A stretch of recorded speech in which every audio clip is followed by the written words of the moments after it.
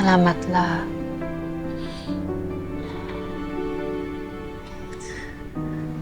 Si Amira po ba? Gising pa? Ay, ayun sa labas. Nag-exercise ata yun. Ewan ko ba? Ano? Puntahan mo. Sige na. Sige, kakamustahin ko lang po siya. Sige.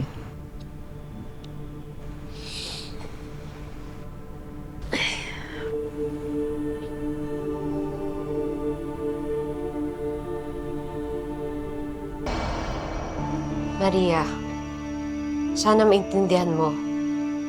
Malaki ang galit ko sa Crazy Five pero hindi kaya ng konsensya kong pumatay. Hindi ganong klaseng paghihiganti ang gusto ko. Hindi basta-basta mga kasalanan ng mga iyon sa iyo, Mira.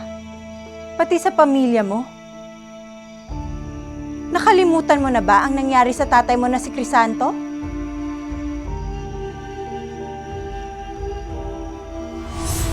Tay, ulila na kami ni ate. Alaala niyo na lang ni nanay na natira sa amin.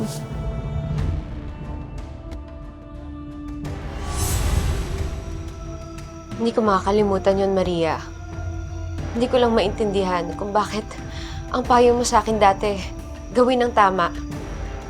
Tama bang pumatay? Anong nangyari? Bakit nag-ibang payo mo, Maria?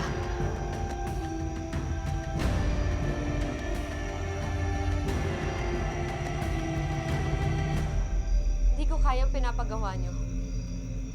Hindi na tama yan eh. May iba pang paraan. Amira?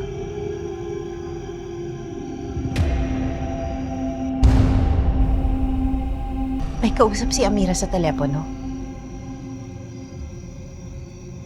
Gusto ko lang siya makausap sandali. Alam mo naman yon.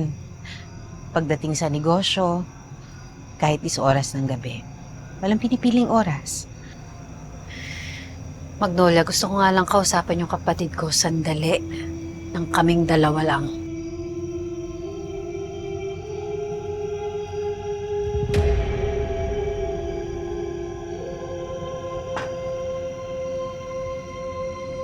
Ate?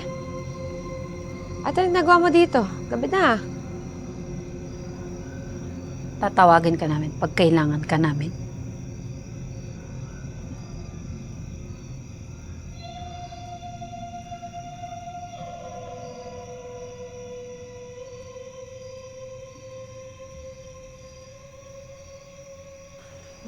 May kausap ka ba?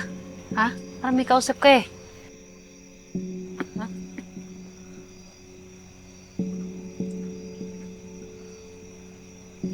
Narinig ko may kausap ka eh. Wala akong kausap, ate. Narinig ko eh. Narinig ko, tumatanggi ka dun sa kausap mo.